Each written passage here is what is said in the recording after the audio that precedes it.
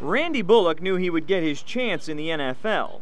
It's a strange process for a kicker. It was day 3 of this year's NFL draft when he finally got the call he'd been waiting for.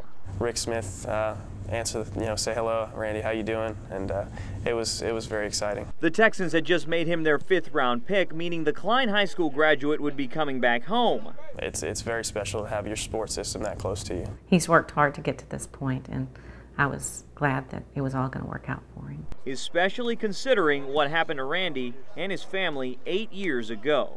2 days before Christmas, we were down on a hunting trip in South Texas. It was me, my brother, and my father. Richard Bullock was his son's biggest fan. They had a very special bond for sure. That December morning changed his world forever. We had picked Randy up, and then we were going to pick my dad up from his deer blind, and that was when we were in for a surprise. Not of the good kind. Their father was unresponsive after suffering an unexpected heart attack. The next thing we had to do was place a phone call to our mother, and that was probably the hardest thing I've ever done in my life. Randy and my dad were very, very close. As a matter of fact, it was Randy's first morning to ever hunt by himself, and so he took that pretty hard on himself.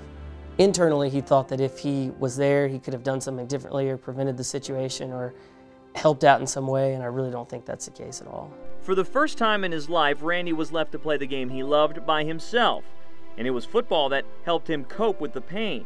Whenever I needed some time to myself, get away and go practice, that was what I did. I went to the football field, and it kind of got my mind off everything. He dedicated his last season at Texas A&M to his dad, one that culminated in him winning the Lou Grozo Award for the best kicker in the nation, and eventually helped him get to where he and his dad always dreamt he'd be. I was drafted April 28th, and my father's birthday was actually April 29th. It would have been very neat to have him there with us. Maybe, just maybe, his father still is. I definitely feel his presence. At times I can kind of hear a voice, I think he'd just be very proud, just say, you've made it, but, the hard work's about to start.